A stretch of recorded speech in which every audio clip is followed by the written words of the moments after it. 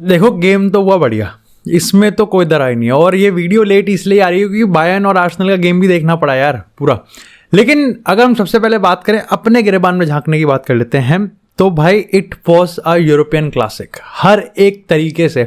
और मेरे को लगता है कि उस पॉइंट ऑफ टाइम पे तो भाई इमीडिएट रिएक्शन में तो मैं थोड़ा सा आग बबूला ही हो गया था कि जिस तरीके से गेम चला था। और डेफिनेटली भाई रीसेंसी बायस होता ही है कि आप गेम को जिस नोट पे एंड करते हो ना, वो बहुत ज़्यादा मैटर करता है। लेकिन अब जब कुछ टाइम हो चुका है इस मैच को, जब मैं कुछ टाइम इस पर पढ़ चुका हूँ, कुछ टाइम इसके 2-3 बार हाईलाइट्स देख चुका हूँ, तो कहीं ना कहीं मेरे को समझ में आ रहा है कि यार ये गेम ना, मतलब रियल मैड्रिड इस गेम को जीत सकती थी।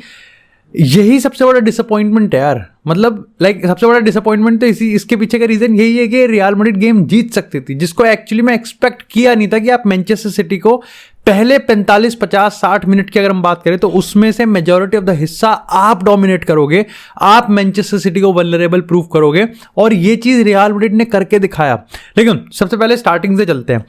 अब देखो यहाँ पर उन्होंने केडीबी को बेंच किया और जिसको पूरे मैच में ही लेके नहीं आए। इसका मतलब डेफिनेटली बिल्कुल शॉर्ट कंफर्म है कि केडीबी यहाँ पर अनफिट था, क्योंकि ऐसा हो नहीं सकता कि पेप गार्डियोला को इस मैच में किसी भी पॉइंट ऑफ टाइम पे केडीबी की जरूरत ना पड़ी हो, क्योंकि भाई केडीबी एक ऐसा प्लेयर है जो कि गेम को कभी भी पलट सकता है। इवेंचुअली मैनचेस्टर सिटी ने पलट ही दिया था और कमबैक भी खरीद दिया था।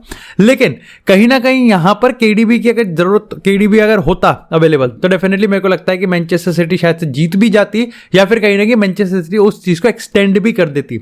लेकिन अगर गेम की स्टार्टिंग की बात करें ना, तो इससे खराब, इससे टैटी आज तक स्टार्टिंग नहीं देखी। मतलब आपने पूरा बिल्डअप करा, 9 दिन का आपको रेस्ट मिला। यस, आप रस्टी भी थे क्योंकि आपने गेम नहीं खेला, तो उसका शार्पनेस पे भी असर पड़ता ही है।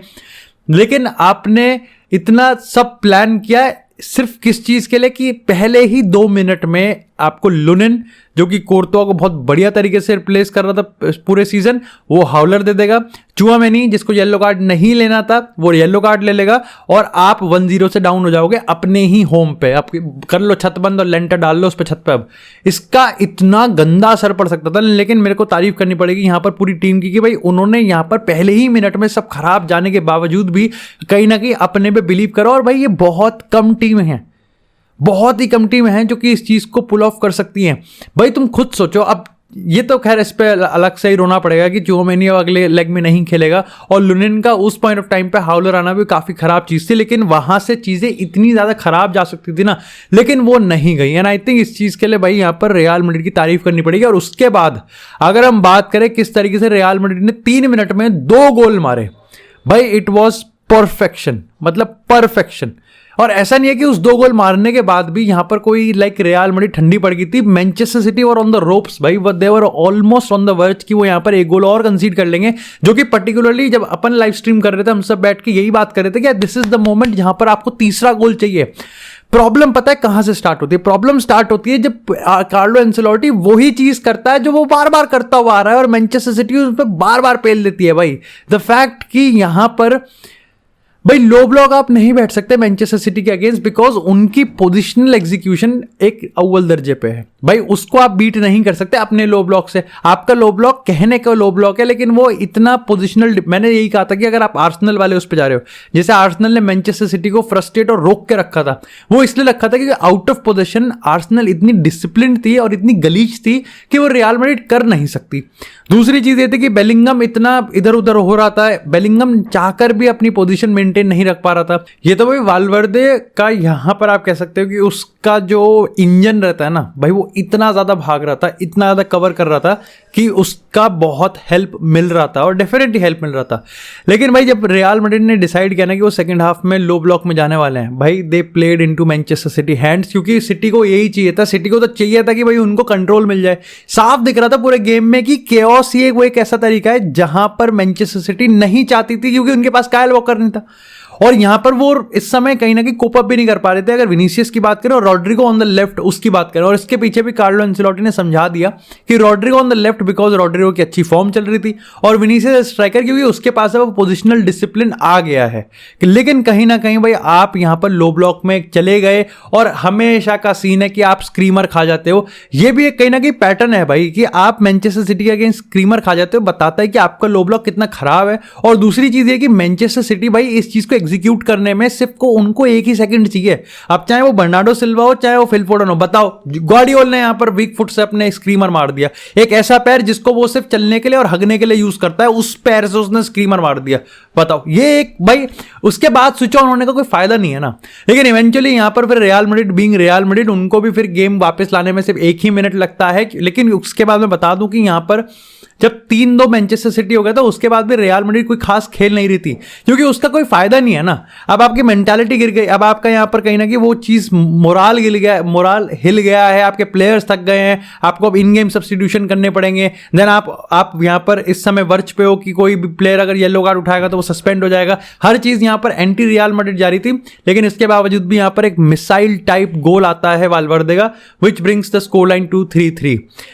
अब देखो, अगर हम एतिहाद की बात करें तो मेरे को लग ही रहा था यहां पर कि इवेंचुअली कहीं ना कहीं जो इस पूरी स्टोरी का कंक्लूजन है वो हमको एतिहाद पे ही देखने को मिलेगा। लेकिन अब आपके रिगार्डिंग जो खराब सिचुएशन है वो ये है कि देखो, ऐसा नहीं है कि रियल मैड्रिड जीत नहीं सकती है एतिहाद पे, वो एनफील्ड पे भी जीत के आई है तो एतिहाद पे भी जीत सकती है। लेकिन आपको 2 चीज मेक श्योर करनी पड़ेगी। पहली चीज तो ये है कि आपको चुआमेनी नहीं खेलेगा। दूसरी चीज ये है कि भाई मैनचेस्टर सिटी, मेरे को नहीं लगता कि वो इस तरह की गलती वापस से करने वाले जो उन्होंने सैंटियागो बर्नाब्यू, क्योंकि आपको इतने चांसेस मिले और आपने वो बरी नहीं किए।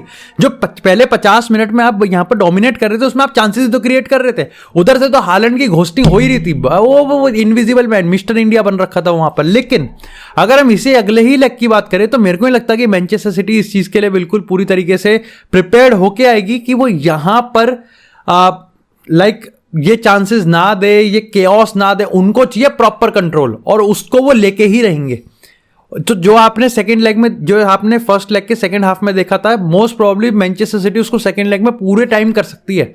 ये तो अब रियल मैड्रिड पे डिपेंड करता है कि वो कितना फ्रंट फुट पे खेलते हैं और कितना नहीं। तो मेरे को लगता है कि यहां पर काफी लोग मैं देख रहा था कम्युनिटी में कह रहे थे कार्लो एंसेलोटी की गलती नहीं है, प्लेयर्स की गलती है। एंड आई थिंक गलती पार्शियल है भाई। प्लेयर्स को चांसेस क्रिएट किए क्योंकि कार्लो एंसेलोटी ने सिस्टम ही ऐसा बनाया था, केओटिक गेम खेलेंगे, दैट्स वाई यहां पर विनीसियस को ज्यादा करना चाहिए था। लेकिन एट द सेम टाइम ये भी तो कार्लो का डिसीजन था ना कि सेकंड हाफ में जब आप जीत रहे हो तो आप बिल्कुल ही अल्ट्रा लो ब्लॉक चले गए और आपने फिर यहां पर 2 गोल एक ही तरीके से खा लिया। एंड देन आप यहां पर सोच रहे हो कि चलो आप स्विच ऑन हो जाते हैं, आप थोड़ा सा कहीं ना कहीं अपनी इज्जत बचा लेते हैं। जो चीज आप कभी कर ही नहीं पाते उस चीज को आप इतना एडमेंटली क्यों करते हो? अब देखो, इसके रिगार्डिंग में यह नहीं कह रहा कि आप लिवरपूल की तरफ कंसिस्टेंटली प्रेस कर देते, लेकिन एटलीस्ट आपका फिर पोजिशनल लो ब्लॉक ऐसा तो होता कि वो डिसिप्लिन इनफ होता, या फिर कभी तो चढ़ते। कभी तो जब आपको पता है कि मैनचेस्टर सिटी से उनको जो चीज चाहिए ही नहीं, आप कर ही नहीं रहे वो चीज। बट इवेंचुअली भाई देखते हैं कि अब यहां पर जो क्लाइमैक्स है वो डिपेंड करता है कि मिलिटाओ खेलेगा या नहीं खेलेगा और विनीसियस रोड्रिगो किस तरीके से यूज किया जाएगा। अल्टीमेटली उधर से भी डिपेंड करता है काइल वॉकर वापस आएगा या नहीं आएगा, केडी भी अवेलेबल होगा या नहीं होगा, वो देखना पड़ेगा। लेकिन इसी के साथ यहां पर बात करें अगर बायर्न वर्सेस आर्सेनल की, भाई देखो मैंने मैच देखा पूरा और आर्सेनल खेला, उन्होंने टिपिकल आर्सेनल वाला गेम खेला। ऐसा कुछ उन्होंने खेला नहीं कि या तो बहुत ही एक्स्ट्राऑर्डिनरी खेल दिया या फिर उन्होंने बेकार तो कतई नहीं खेला। सही बताऊं तो मैं, गेम तो उन्होंने अच्छा ही खेला। लेकिन प्रॉब्लम ये आई कि उन्होंने वो ही गलती कर दी जो चीज उनको नहीं करनी थी। वो पहली चीज तो ये थी कि वो हैरी केन को कंटेन ही नहीं कर पाए, और दूसरी चीज ये थी कि बायर्न को फ्रीडम मिल गई थी। भाई देखो, पॉइंट यहां पर यह है कि टुकल को पता था कि देखो मैं प्रेस नहीं कर सकता, तो वो प्रेस कर नहीं पा रहा था। हालांकि उसको यह भी पता था कि मेरे पास ऐसे प्लेयर्स हैं जो कि काउंटर अटैकिंग फुटबॉल पे, या फिर अगर उनको उनकी पोजिशनल फ्रीडम दे दी गई या फिर उनको डिसीजन मेकिंग दे दी गई कि चलो भाई हिसाब से अपने गेम को कनेक्ट करो, अपने हिसाब से गेम को यहां पर सिस्टमाइज करो, तो बायर्न के प्लेयर्स यहां पर निकाल सकते हैं। क्योंकि आप देखो कि बायर्न ने यही एक्सपीरियंस बोलता है यार। अगर आप देखो कि जिस तरीके से आर्सेनल खेल रही थी पहले 15-20 मिनट, जिस तरीके से साका ने गोल मारा, उसके अलावा भी यहां पर एक मार्टिनेली का चांस मिस हो गया, जिस तरीके से वो बॉल को सर्कुलेट कर रहे थे, जिस तरीके से वो प्रेस कर रहे थे, जिस तरीके से वो हाई लाइन मेंटेन कर रहे थे, बायर्न को पता था कि उनको यहां पर ज्यादा चांसेस नहीं मिलेंगे। लेकिन जब भी मिलेगा कभी ना कभी तो आर्सेनल ने गलती करेगी, और इवेंचुअली उन्होंने गलती करा, जिसमें मेरे को लगता है कि डेविड राय की गलती ज्यादा थी। भाई अगर सामने वाला गोल, जब गोलकीपर नॉयर की अगर हम बात करें, उसने जब उड़ाई बॉल, जब तेरा सेंटर बैक है उस कमांड में और तुर को पोजीशन पकड़नी है कि वो तेरे को बैक पास कर सके, तू उसकी निप्पलों पे आगे खड़ा हो गया और फिर तूने उसको ही कंफ्यूज कर दिया क्योंकि अब तेरी भी फट ली तो तू भी पीछे चल दिया।